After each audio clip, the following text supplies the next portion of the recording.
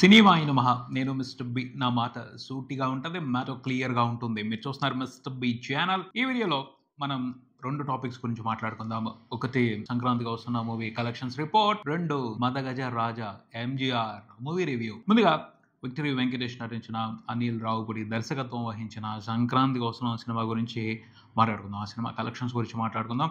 ఆ సినిమా 17వ రోజున కూడా 2 తెలుగు రాష్ట్రాల వరకు 1 కోటి పైన షేర్ రిపోర్ట్ చేసింది.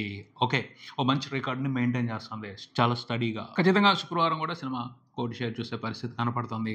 18వ రోజున, 19వ రోజున, 20వ రోజున ఈ 3 రోజులు కూడా సినిమా 1 crore పైన షేర్ 2 తెలుగు రాష్ట్రాల వరకు రిపోర్ట్ చేసి కొత్త రికార్డుని తన పేరు మీద లిఖించుకోనుంది. రోజు 1 కోటి రావడం అనేది ఒక ఇంట్రెస్టింగ్ రికార్డే అయినప్పటికీ దానికంటే కూడా ఈ సినిమా సక్సెస్ కు సంబంధించి ఓ విశేషం ఉంది, ఓ ప్రత్యేకత ఉంది. దాని గురించి మాట్లాడుకోవాలి. ఏంటంటే చాలా రోజుల తర్వాత Telugu cinema, Telugu film industry honest great victory చూసింది సంక్రాంతిగా వస్తున్న సినిమా రూపంలో.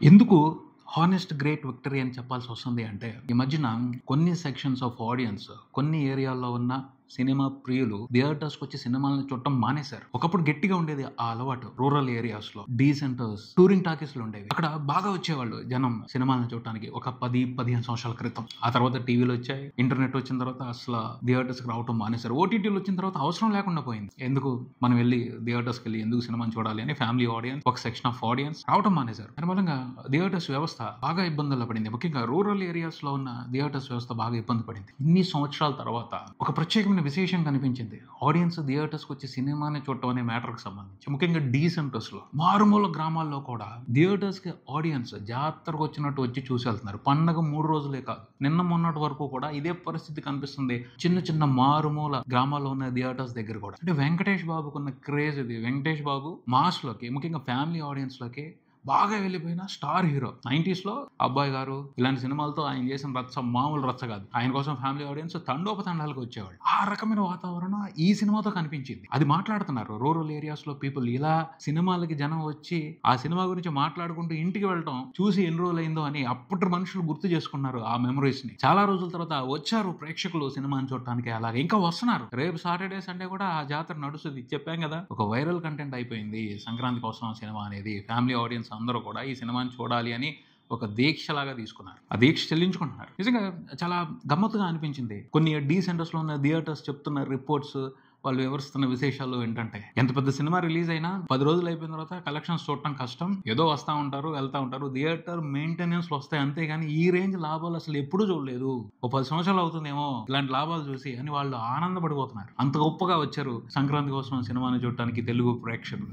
ఆల్రెడీ మనం చెప్పుకున్నాం. ఈ విషయాన్ని మనం నిర్ధారించుకోవచ్చు ఈ ఇన్ఫర్మేషన్ తెలిసిన తర్వాత. ఓటీటీలో ఇంట్లో కూర్చొని సినిమాలు చూడటం అనే మ్యాటర్ కు సంబంధించి ఆడియన్స్ బోర్ ఫీల్ అవుతున్నారు, చేంజ్ కోరుకుంటున్నారు. థియేటర్స్ వచ్చి ఎంటర్టైన్మెంట్ ని ఎంజాయ్ చేయడానికి టైం తీసుకుంటున్నారు. ఇది చాలా మంచి అవకాశం. ఫిల్మ్ ఇండస్ట్రీకి అవకాశం, థియేటర్స్ వ్యవస్థకి అవకాశం.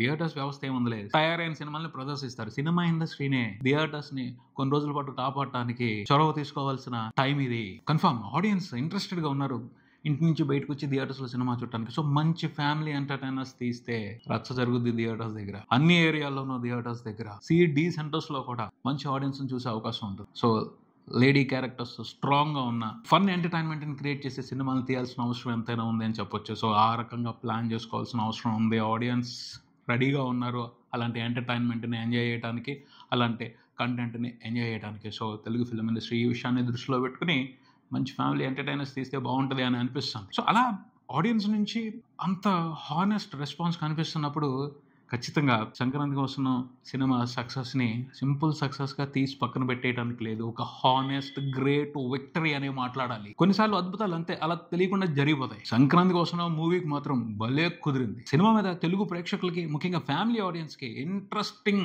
గురి కుదిరింది. బ్రహ్మాండమైన ప్రాఫిట్స్, ఏమన్నా ప్రాఫిట్స్ అసలు. 2 తెలుగు రాష్ట్రాల వరకే సినిమా 200 కోట్ల గ్రాస్ చూసింది. అన్బిలీవబుల్ నెంబర్ ఇది. గ్రాసే 200 కోట్లు 2 తెలుగు రాష్ట్రాల వరకే. ప్రపంచవ్యాప్తంగా 300 కోట్ల మార్కుని ఖచ్చితంగా టచ్ చేస్తుంది. ఎందుకంటే ఇంకా రన్ ఉంది సినిమాకి. టోటల్ 2 తెలుగు రాష్ట్రాల వరకు సినిమా 17 రోజుల్లో రిపోర్ట్ చేసిన షేర్ 123 కోట్ల వరకు ఉంది. అండ్ టికెట్ సేల్స్ కూడా ఆన్లైన్ బుకింగ్ సేల్స్ చూసుకుంటే బుక్ మై షోలో ఒక రీజనల్ సినిమాకి సంబంధించి హైయెస్ట్ సేల్స్ 3.3 మిలియన్ టికెట్లు అమ్ముడుపోయాయి. పాన్ ఇండియా సినిమా కాకుండా రీజనల్ సినిమాకి ఓ పెద్ద రికార్డ్ అని చెప్తున్నారు, ఆల్ టైమ్ రికార్డ్ అని మాట్లాడుతున్నారు. ఇలా ఒక్క సంచలనం కాదు, చాలా సంచలనాలు చేసి పారేస్తుంది సంక్రాంతికి వస్తున్న మూవీ. అండ్ ఈ సినిమా ఇంకొక స్ట్రాంగ్ సిగ్నల్ కూడా ఇస్తుంది సినిమా ఇండస్ట్రీకి అని చెప్పొచ్చు. పెద్ద స్టార్ సినిమా అయితేనే ఆడియన్స్ వందల కోట్ల కలెక్షన్స్ ఇవ్వరు. కంటెంట్ బాగున్న సినిమా చిన్నదైనా సరే వందల కోట్ల కలెక్షన్స్ ఇస్తారు. ఇది అందరూ దృష్టిలో పెట్టుకోవాల్సిన అంశం. సో ఇంప్రెస్ చేయాలి, స్ట్రాంగ్ గా ఇంప్రెస్ చేస్తే ఖచ్చితంగా ఏ సినిమాకైనా బడ్జెట్ తో సంబంధం లేకుండా, స్టార్ తో సంబంధం లేకుండా దండిగా కలెక్షన్స్ ఇస్తారు, దండిగా ప్రాఫిట్స్ ఇస్తారు అన్న విషయాన్ని ఈ సంక్రాంతి కోసం సినిమా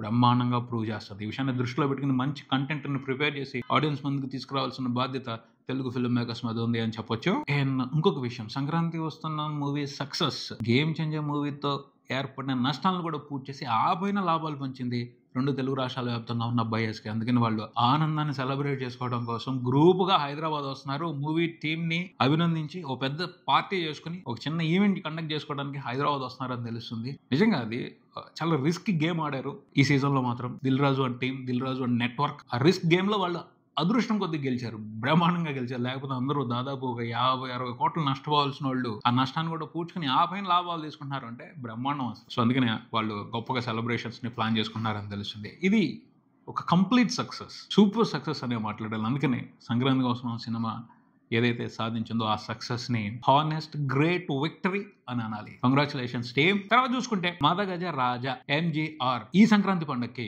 తెలుగులో సంక్రాంతికి వస్తున్న సంచలనం అయితే తమిళ్లో ఈ మదగజ రాజా సంచలనం. 12 సంవత్సరాల క్రితం పూర్తయిపోయిన సినిమా అప్పటి నుంచి రిలీజ్ కు నోచుకోకుండా ఇప్పుడు రిలీజ్ అయ్యి ఇప్పుడు పెద్ద బ్లాక్ బాస్టర్ అయి సంచలనం సృష్టించింది. విచిత్రం, విడ్డూరం ఇది నిజంగా. సినిమా రిలీజ్ అయిన తర్వాత ఎందుకు వెళ్ళి చూడాలి అనిపించింది అంటే అసలు ఎందుకు ఆడింది ఈ సినిమా అని చూడాలన్న కుతూహలంతో వెళ్ళడం జరిగింది అనమాట. ఇది 12 సంవత్సరాల క్రితం తీసిన సినిమా ఇప్పుడు జనాలకు ఎలా నచ్చింది తెలుసుకుందామని వెళ్ళడం జరిగింది. వెళ్ళిన తర్వాత అర్థమైంది ఏంటి అంటే హైపు టైం అలా కలిసి వచ్చింది. మన పెద్దోళ్ళు చెప్తా ఉంటారు, ఏమీ లేని చోట ఆమోదం చెట్టే మహావృక్షం అని. మన సంక్రాంతి పండగకి తమిళ ప్రేక్షకులు ఎంజాయ్ చేయడానికి సరైన సినిమా లేదు, ఉన్న వాటిలో ఇదే బెస్ట్.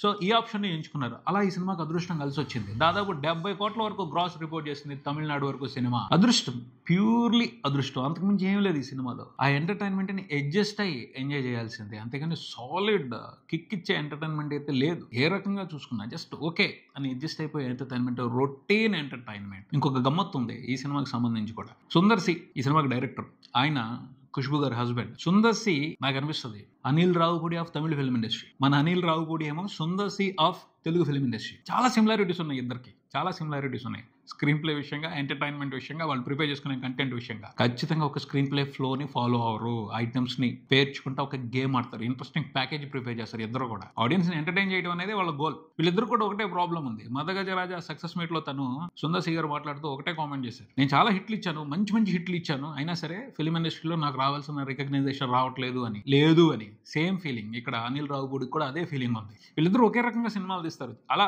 కొన్ని సిమిలారిటీస్ ఉన్నాయని చెప్తున్నాను. ఎంటర్టైన్మెంట్ విషయంగా వాళ్ళు కమర్షియల్ ఫార్మెట్ ని ఫాలో అవుతూ ఉంటారు. ఆడియన్స్ ని ఎలా ఎంటర్టైన్ చేయాలి అనే దానికి సంబంధించి ప్యాకేజ్ ని ఇంట్రెస్టింగ్ గా ప్రిపేర్ చేస్తూ ఉంటారు. ప్యాకేజ్ కింగ్స్ ఇద్దరు కూడా. సో వాళ్ళ మూలంగా ఇండస్ట్రీకి మంచి జరుగుద్ది, థియేటర్స్ కి మంచి జరుగుద్ది, సినిమా బిజినెస్ లో ఇన్వాల్వ్ కి మంచి జరుగుద్ది. సో వాళ్ళని మనం ఆ కేటగిరీలో ఇద్దరిని లెక్కలోకి తీసుకుని వాళ్ళకి ఇవ్వాల్సిన రెస్పెక్ట్ వాళ్ళకి ఇవ్వాలనే చెప్పాలి. చూడండి విచిత్రంగా ఈ సంక్రాంతి సీజన్ కి తెలుగులో ఇటు అనిల్ రావుపూడి, తమిళ్లో అటు సుందర్ సి, వీళ్ళిద్దరే థియేటర్స్ కి ఊపిరిచ్చారు, ప్రాఫిట్స్ ఇచ్చారు, సంతోషాన్ని ఇచ్చారు. ఈ మదగజ రాజా సినిమా అయితే మాత్రం నిజంగా మనం టీవీలో పాత సినిమాను పెట్టుకున్నట్టు చూస్తున్నట్టే ఉంది. థియేటర్కి వెళ్ళి కూర్చొని చూస్తున్నా కూడా జెమినీ టీవీలో 90s లో వచ్చిన సినిమాని చూసినట్టు ఉంది. 2010 లో వచ్చిన సినిమా కూడా కాదు, అంత పాతగా ఉంది. అలా కాకపోతే ఒక రిలీఫ్ ఏమిటి అంటే సంతానం కామెడీ. సంతానం మంచి ఫామ్ లో ఉన్నప్పుడు కమెడియన్ గా ఈ సినిమాలో యాక్ట్ చేసినట్టున్నారు. ఇప్పుడు ఆయన కమెడియన్ గా యాక్ట్ చేయడం మానేశారు, హీరోగా మాత్రమే చేస్తున్నారు. ఆయన లెవెల్ మారిపోయింది, వేరే రేంజ్కి వెళ్ళిపోయారు. బట్ అది కొంచెం రిలీఫ్. కాకపోతే సంతానం కామెడీ కూడా ఎక్సలెంట్ గా ఉంది, అద్దరుపాటుగా ఉందని అయితే చెప్పుకోవడానికి లేదు. కామెడీలో ద బెస్ట్ అయితే కాదు. అలాగే సుందర్ సి అనగానే కామెడీ ఉంటుంది, కమర్షియల్ ఎలిమెంట్స్ ఉంటాయి, రొమాన్స్ ఉంటుంది. రొమాన్స్ విషయంగా కొంచెం చీప్ అనిపించుకుంటారు కన్ఫర్మ్ అది. ఎందుకంటే కొన్ని విషయాలు ఉంటాయి వాటిని చూస్తుంటే చీప్ గానే అనిపిస్తుంది. వరలక్ష్మి శరత్ కుమార్ ఈ సినిమాలో వన్ ఆఫ్ ది హీరోయిన్. ఆవిడ ఒక కొలంలో దిగి స్నానం చేస్తూ ఉంటుంది. క్యారెక్టర్స్ అన్ని కూడా ఏజ్ తో సంబంధం లేకుండా ఓ రొమాంటిక్ యాంగిల్లో ఆవిడని చూస్తూ ఉంటారు. అదేం కామెడీ అర్థం కాదు. అలాగే ఆవిడ యోగా నేర్పిస్తూ ఉంటుంది.